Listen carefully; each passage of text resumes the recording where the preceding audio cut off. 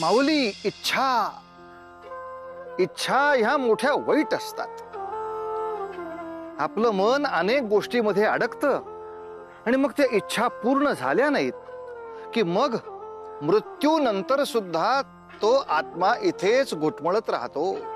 त्याला काही मुक्ती मिळत नाही. म्हणून तर आपल्याकडे आयुष्यात कधी ना कधी विरक्तीही घ्यावीच लागते. आपल्या संत मंडळींनी सुद्धा या अवस्थेचा महिमा फार मोठ्या आग्रहाने सांगितलाय. पण ज्या चारुहासनं अजून जग पाहिलं सुद्धा नाही, आत्ता कुठे त्याच्या जीवनाला खऱ्या अर्थाने सुरुवात झाली आहे, त्याचा आत्मा इतक्या सहजासहजी मुक्त होईल? माऊली, माझं मन हे मान्य करायला नाही म्हणतंय. तुला पण तसंच वाटतंय ना माऊली?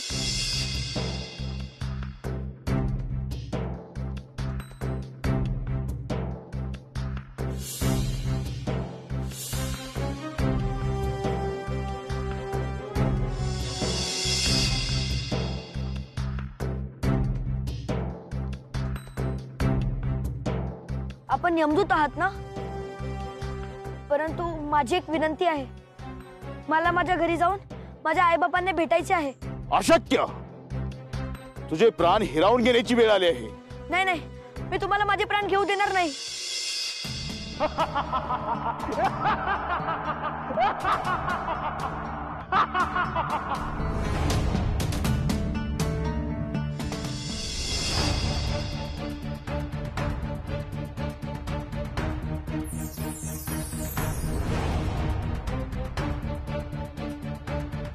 कुणाचा आहे दुस्साहस?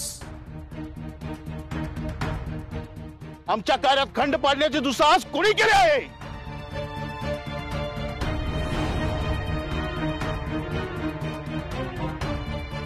हे यमदूत,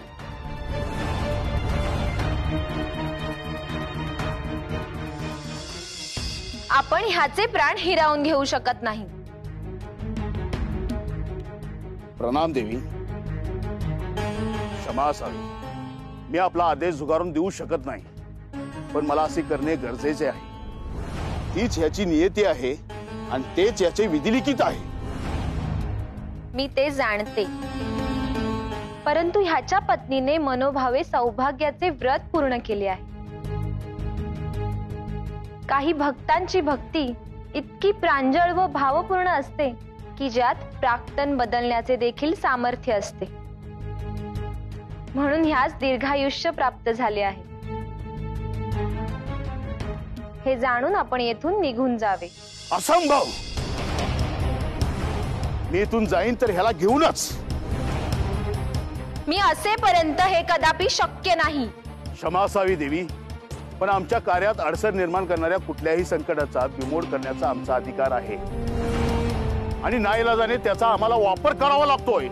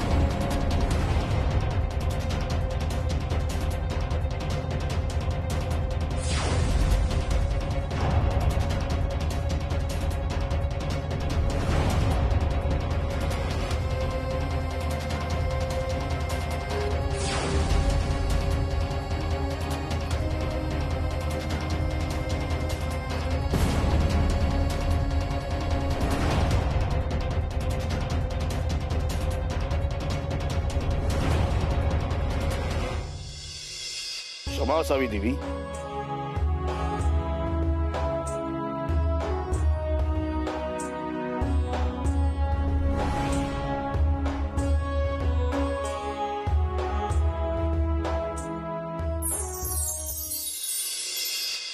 सगळं संपलं ताई. मला माफ कर. मला माफ कर.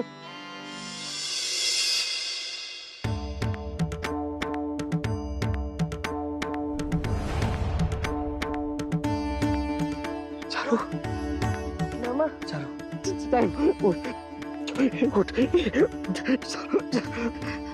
तू बरा आहेस ना? मामा काय चमत्कार आहे हा? मला आता एक स्वप्न पडलं युद्धाचं.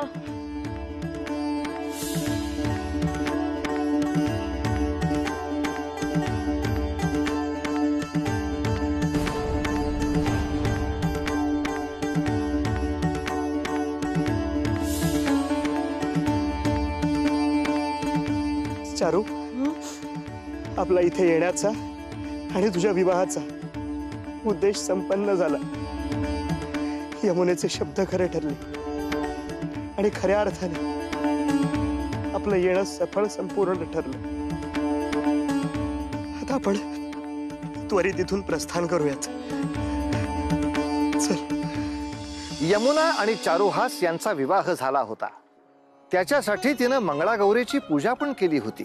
पण त्या विवाहाला बराच काळ लोटला होता आणि यमुनेला शोध होता तो तिच्या नवऱ्याचा आणि त्याची ओळख पटावी म्हणून तिनं नामेयुक्ती केली होती.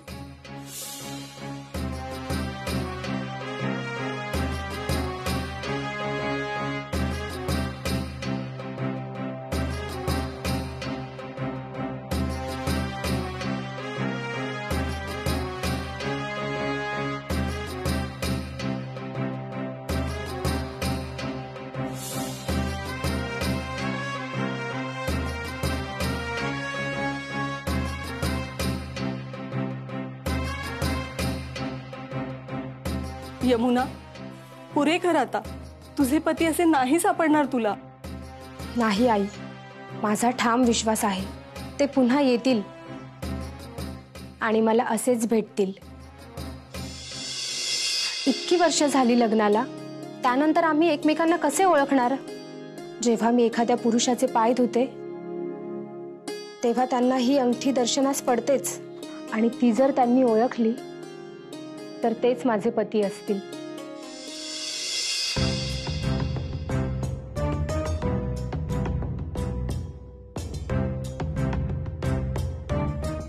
मामा, इथे तर यमुनेची धर्मशाळा होती, मग हे अन्नछत्र?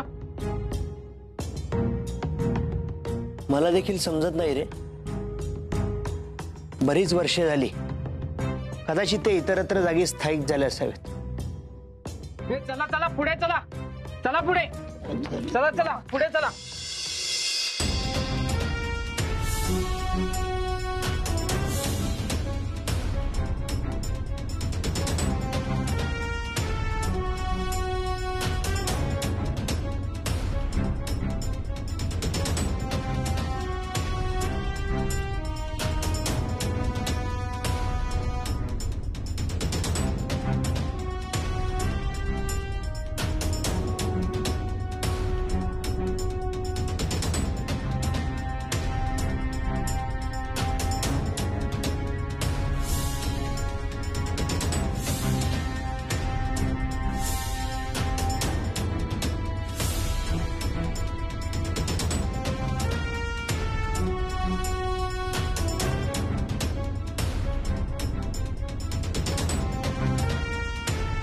क्षमा असावी महोदय, यातील पाणी संपले आहे.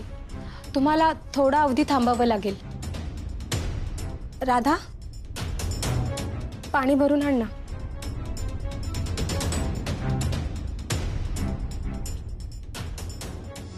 थांबा, मला अशी सेवा करून घेणे पसंत नाही, कारण हे माणुसकीला धरून नाही. कुठल्याही मुलीने हाताने माझे पाय धुवावेत हा तिचा अवमान नाही का? नाही, मी असे होऊ देणार नाही. अहो, पण ही आमची रीतच आहे. मला क्षमा करा, हे आदरातिथ्य मी स्वीकारू शकत नाही. माझे पाय मी स्वच्छ करेन.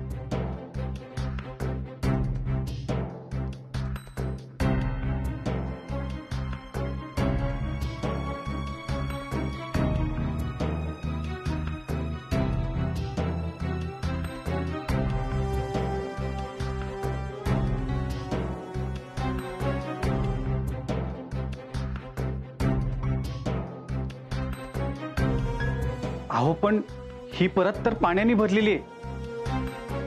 मी पाय कशात धुवावे?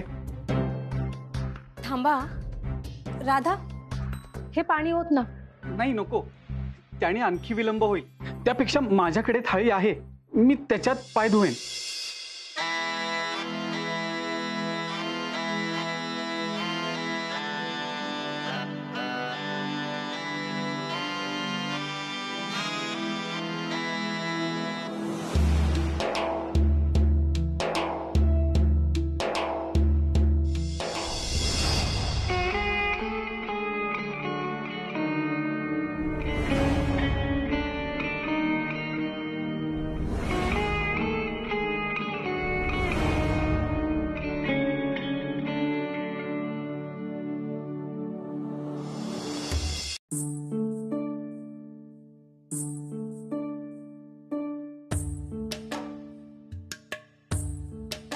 अहो, ही थाळी तुमच्याकडे कशी?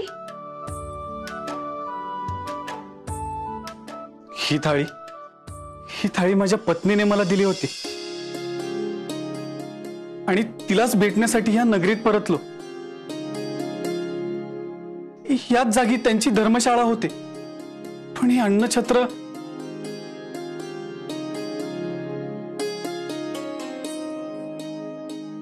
अहो, हे सगळे तुमच्याचसाठी योजिले होते.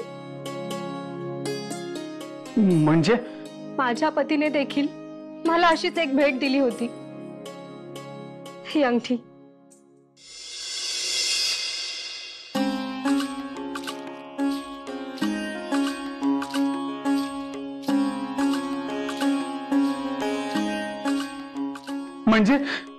म्हणजे तू यमुना.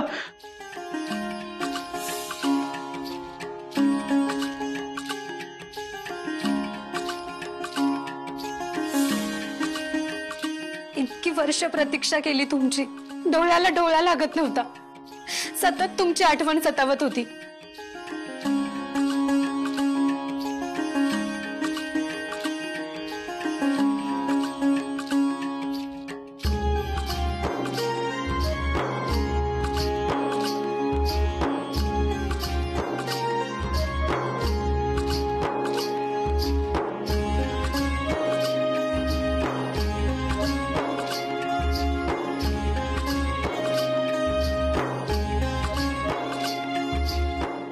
मामा,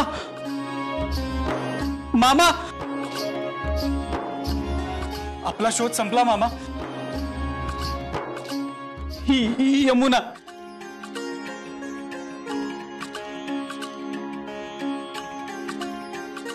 पुत्री, तुला कल्पनाही नसेल की आज चारुहास तुझ्यामुळे जिवंत आहे. तुझी भक्ती महान आहे.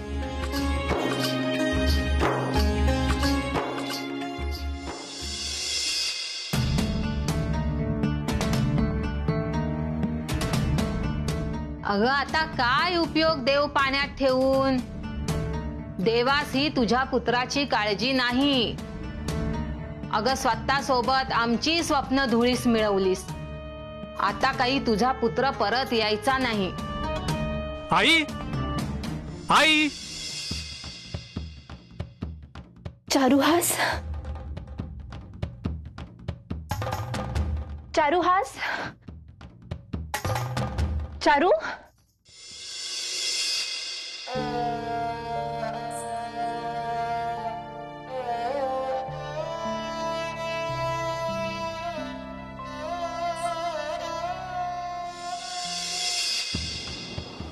ताई, कपिल.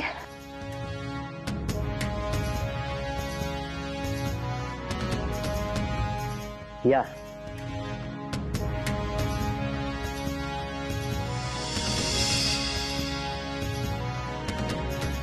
आई,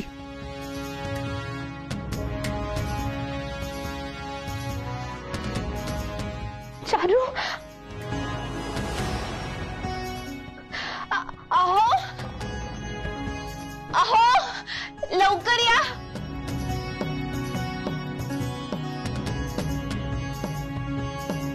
चारुहास,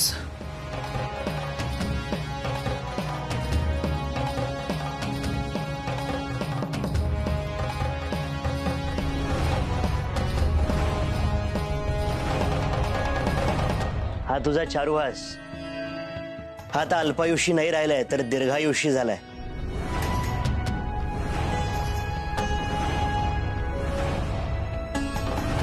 जिच्यामुळे ह्याला हे दीर्घायुष्य लाभलं तीही यमुना, ह्या घरची सून.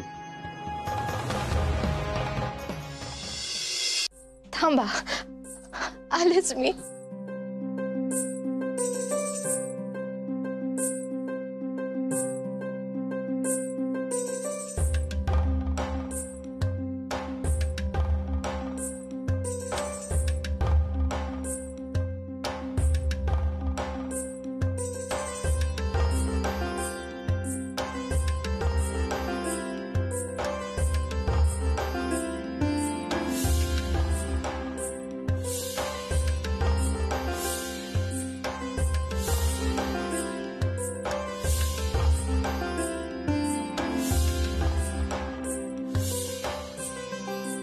या आत या.